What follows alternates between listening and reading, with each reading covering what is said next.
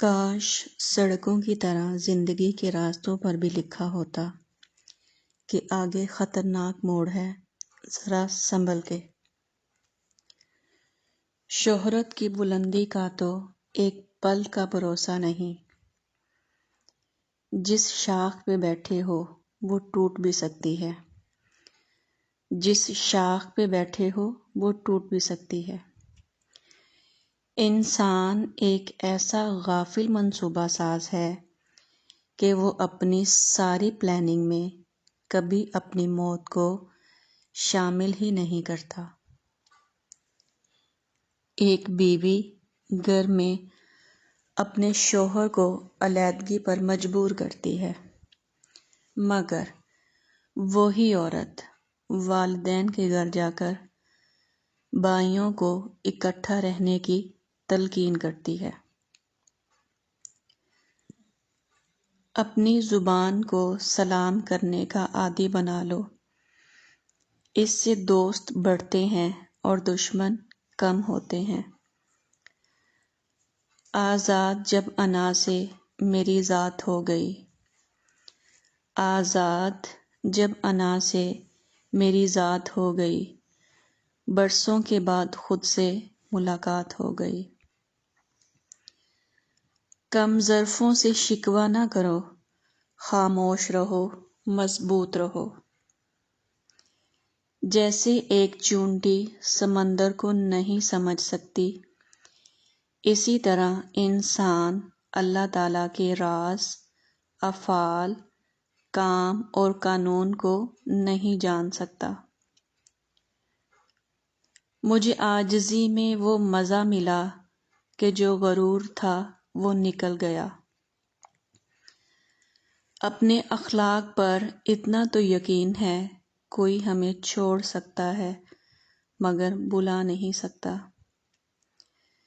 تمہارا سب سے بہترین دوست وہ ہے جو تمہیں اس وقت پسند کرے جب تم کچھ بھی نہ ہو۔ لوگوں کے غلام مت بنو جب اللہ نے تمہیں آزاد پیدا کیا ہے۔ اللہ دکھ سے بھری داستان کو بڑے دھیان سے سنتا ہے، کچھ غم مٹا بھی دیتا ہے، کچھ الجھنیں سلجھا بھی دیتا ہے، لیکن اگر سارے ہی غم سلجھ جائیں تو آدمی اور اس میں بات چیت بند ہو جاتی ہے۔ کئی بار اللہ تعالیٰ بہترین سے نوازنے کے لیے بدترین سے گزارتے ہیں۔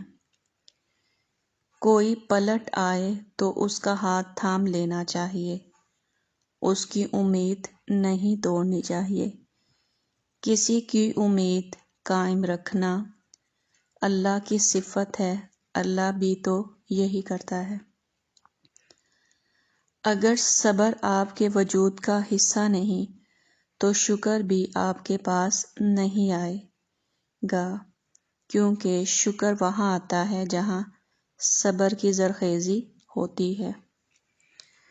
وہاں بیٹھ کر رونا دل کو بہت سکون دیتا ہے، جہاں اللہ پاک کے سوا آنسوؤں کو دیکھنے والا کوئی نہ ہو۔ آپ عبادات ضرور کریں، شوق سے کریں، لیکن خدا را انسانوں کو بھی اپنے قریب کر لیں، یہ بھی عظیم عبادت ہے۔ گفتگو میں سب سے بڑا مسئلہ یہ ہے کہ ہم سمجھنے کے لیے نہیں سنتے بلکہ جواب دینے کے لیے سنتے ہیں۔ ایسے لوگوں کو اپنی ترجیحات میں کبھی بھی شامل نہ کیجیے جو آپ کو تب میسر ہوں جب انہیں کوئی اور میسر نہ ہو۔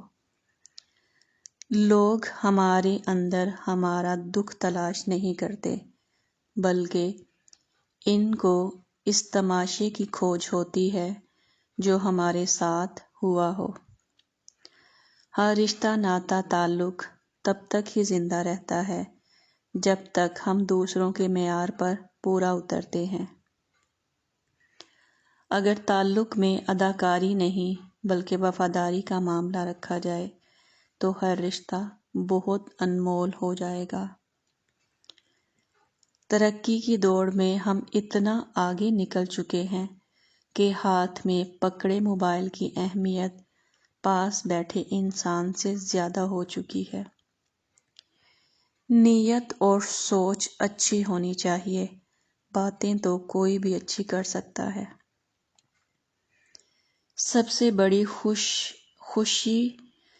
سب سے بڑی خوش فہمی یہ سوچ لینا کہ آپ دوسروں کے لیے اہم ہیں۔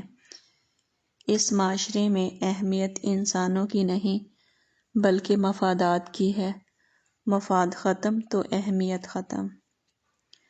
جو فیصلے قرآن کو پڑھ کر ہونے چاہیے، ہم لوگ وہ قرآن پر ہاتھ رکھ کر کرتے ہیں۔ کسی کو تکلیف دینا اتنا آسان ہوتا ہے جتنا کہ سمندر میں پتھر مارنا، لیکن کوئی اس پتھر کا اندازہ نہیں لگاتا کہ وہ کتنی گہرائی تک گیا ہے۔